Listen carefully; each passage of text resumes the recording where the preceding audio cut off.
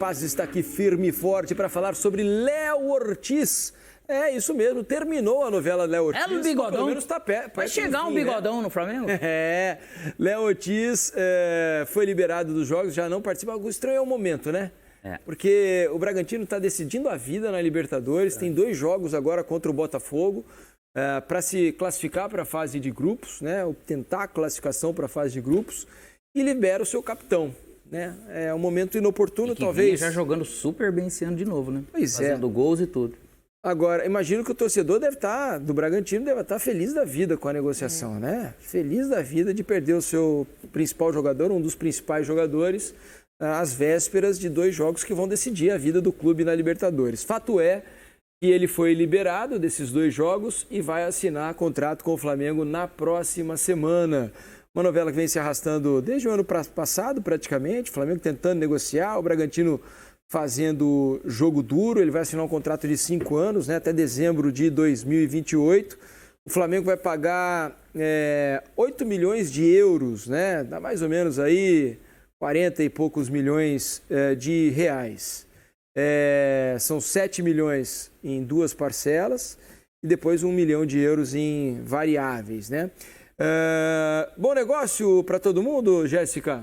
Dentro do que o Bragantino tem como proposta de negócio, de gestão, é um excelente negócio para ambas as equipes, né? Agora, uma novela que levou tanto tempo para acontecer, ela vai se encerrar bem no momento delicado do Bragantino. Isso é um pouco curioso. Mas é uma excelente contratação por parte do Flamengo, em valores que são muito interessantes para o Bragantino também. No Flamengo, acho que é um jogador que briga demais ali por titularidade. O Flamengo já tem uma defesa ótima.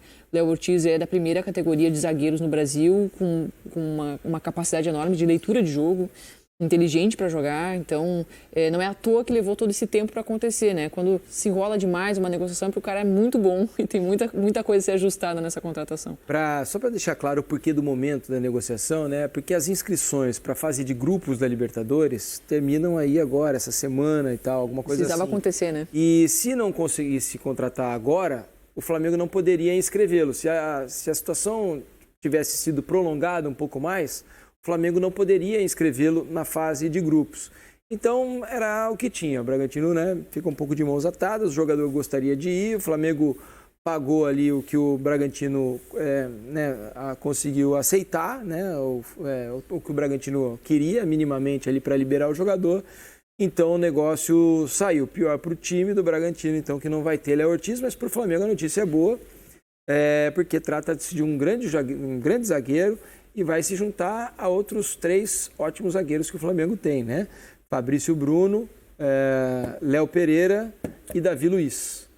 4 belos zagueiros aí, hein, Alex? Não, espetacular. Não tem como... O Red Bull Bragantino não teve como segurar, né? Óbvio que não queria. E aí, realmente, ele acaba sendo muito bem recompensado por isso. E jogar no Flamengo, uma oportunidade de jogar no Flamengo, o Ortiz não quis também perder, e o Flamengo faz super bem. Eu acho que faz um investimento também despreocupado, porque realmente ganha mais um grande jogador para um grande momento. E o Red Bull Bragantino vai atrás, obviamente, de outro zagueiro, como tem no mercado. Difícil encontrar já com essa segurança. Não é fácil, porque todos bons ou grandes jogadores, eles têm seus valores. Mas no final de tudo, pelo jeito, acaba realmente ficando bom para ambos. Esportivamente, é lógico que quem ganha mais é o Flamengo. O Flamengo entra em campo nesse sábado, né? Portanto, amanhã ou hoje, né? Porque já passamos da meia-noite, às 4 da tarde, contra o Madureira. Para o Flamengo, o jogo não tem assim uma importância muito grande, né? Ainda está em jogo o título da Taça Guanabara. O Fluminense tem 3 pontos a menos, o Nova Iguaçu também, né? Os 3 têm possibilidades. Mas o campeonato pode ser decidido no saldo de gols. Para isso, o Flamengo tem que perder o jogo do Madureira, o Fluminense vencer o Botafogo e ainda tirar uma diferença aí de 5 gols de saldo, né, para o Fluminense ser campeão. Para o Nova Iguaçu ser o campeão, tem que torcer para o Flamengo perder. 11 gols de saldo, é verdade. Eu estava olhando aqui os gols pró, 20-15. Não, está 19-8. Então são 11 gols de saldo que o Fluminense precisa tirar, porque o Flamengo só tomou 1 gol no Campeonato Carioca. O Nova Iguaçu precisa de uma missão ainda mais difícil, né? Vencer o seu jogo. O Nova Iguaçu joga contra o Volta Redonda fora. O Flamengo precisa perder e o Nova Iguaçu precisa tirar um saldo de 15 gols em relação ao Flamengo. Ou seja, o Flamengo será o campeão da Taça Guanabara, a não ser que tome uma goleada do Madureira e o Fluminense vença também o Botafogo por um placar bastante elástico. Vamos mostrar o provável time do Flamengo para esse jogo contra o Madureira, a provável escalação. Vai aparecer aí no nosso super telaço, olha só, tá aí ó, Rossi no gol, Varela na lateral direita, Fabrício Bruno, Davi Luiz começando jogando e o Vinha na lateral esquerda, meio campo com o Pulgar, o De La Cruz e o Arrascaeta, no ataque Luiz Araújo, Pedro e Bruno Henrique ganhando uma oportunidade ali. Então algumas mudanças, né, para a gente acompanhar o rendimento desses jogadores, especialmente o Vinha, né, começando como titular, o Davi Luiz na zaga e o Bruno Henrique tendo a chance lá na ponta esquerda, Jéssica. São boas as observações a serem feitas aí nesse jogo, né? E acomodando um De La Cruz que atua melhor quando está no meio-campo. Pelo menos o que a gente viu, por enquanto, do De La Cruz no Flamengo, ele atua melhor na segunda função do meio-campo do que aberto pela direita, mesmo que ele feche para fazer a construção ali junto com a Arrascaeta. Acho que ele vai precisar de um processo mais longo, de insistência por ali, para ele pegar justamente as funções que ele precisa executar ali dentro de campo. Ele me parece mais confortável dessa forma que ele vai ser escalado. Até porque tem um Luiz Araújo ali pela ponta direita, que também está jogando muito. Então acaba acomodando dois jogadores que hoje é muito difícil escolher quem fica fora. O Gerson ainda está doente? Ele fez hoje o Flamengo soltou uma nota agora há pouco, dizendo que ele passou pela cirurgia no rim esquerdo. A cirurgia foi um sucesso, ele deve receber alta no domingo. Né? Ele passou por uma pieloplastia para correção de uma estenose congênita do uréter. Então, ele foi operado pelo Dr. Renato Muglia, aqui na Zona Sul do Rio de Janeiro. Então, domingo ele deve receber alta, mas foi operado, a operação foi um sucesso e ele passa bem. Quando o Gerson retornar, aí sim o Tite vai ter toda essa dor de cabeça aí para ajustar esses 3 jogadores para 2 vagas, 3 jogadores que merecem titularidade. Boa recuperação ao Gerson, vai demorar um pouquinho a retornar aos campos, né? De acordo com a nota, o tempo de recuperação é de aproximadamente 2 meses. Né? Então o Flamengo vai viver sem o Gerson aí mais ou menos até fim de abril, né? Começo de maio.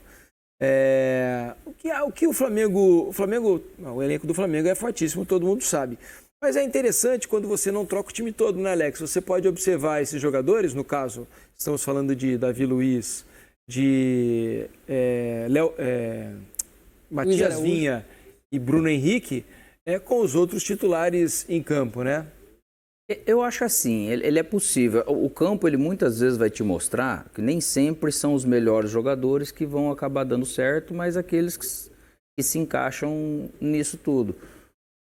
De repente, o De La Cruz, que ele se encaixou bem ali, é porque ele também tem ajuda de equilíbrio do... Pulgar. Não, ele tem do Pulgar, isso. Varela. Arrascaeta? Tem do Varela e do Luiz. Luiz Araújo. Do Luiz Araújo.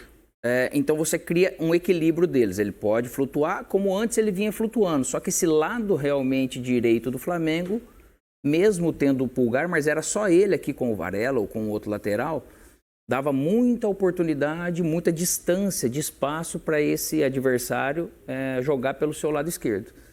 Então, no restante, ele se equilibrou melhor dessa forma. E por isso ele acabou produzindo mais. Não é que ele vinha produzindo mal, mas ele, defensivamente, ele produzia também um pouco menos.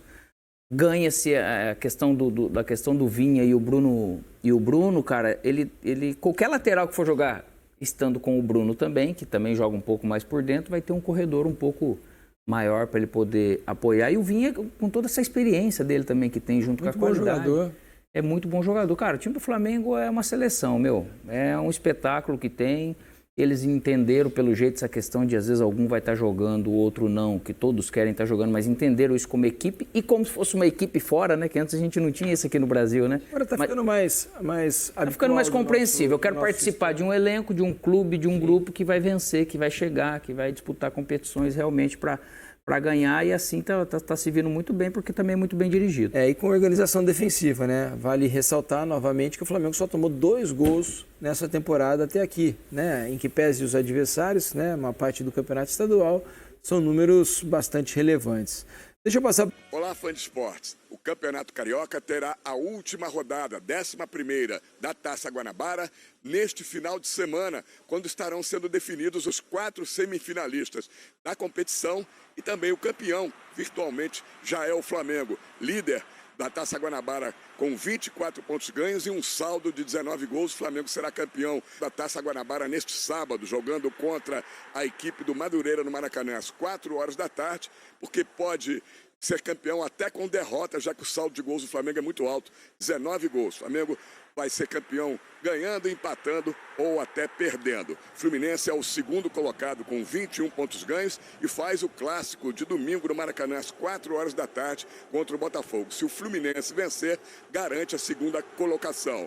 O Nova Iguaçu está em terceiro lugar também com 21 pontos ganhos, já classificado para a semifinal e joga contra o Volta Redonda domingo no estádio Raulino de Oliveira, em Volta Redonda, às 18 horas e 10 minutos. O Vasco é o quarto colocado com 19 pontos ganhos e o Botafogo está em quinto lugar, hoje fora da zona de classificação para as semifinais, com 17 pontos ganhos. E vale dizer que um dos dois vai se classificar para a semifinal e o outro, infelizmente, vai ficar de fora, ou o Vasco ou o Botafogo. A situação do Vasco é mais confortável. Joga neste domingo, em São Januário, às 18 horas e 10 minutos, contra a Portuguesa. E o Vasco, com uma vitória simples, estará classificado para a fase semifinal. Mas também se classifica, se empatar ou perder, desde que o Botafogo não vença o clássico contra o Fluminense. Emocionante essa última rodada da Taça Guanabara, que sai o campeão, que já é virtualmente o Flamengo, e os 4 classificados para a semifinal da competição. As semifinais acontecem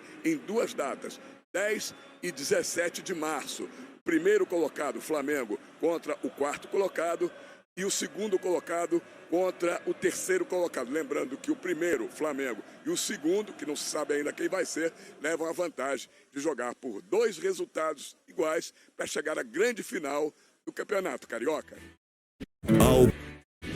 E o Flamengo está bem próximo de oficializar mais um reforço, o Léo Ortiz. Até que enfim, hein? A longa novela pelo zagueiro está por detalhes agora e resta apenas a assinatura do contrato. A pendência financeira foi resolvida e a única questão agora é quando o atleta vai se apresentar no Ninho do Urubu. O Red Bull Bragantino quer contar com o defensor para os duelos contra o Botafogo, que é na próxima quarta-feira e no dia 13 de março, pela terceira fase da Conmebol Libertadores. Existia ainda aquele medo do Flamengo, se poderia depois contar com o atleta ou não, como poderia resolver esse problema. O Flamengo conversou com a CBF, o aval está dado. Então o Flamengo agora vai poder colocar o Léo Ortiz para jogar a Conmebol Libertadores a partir do dia 1º de abril, André.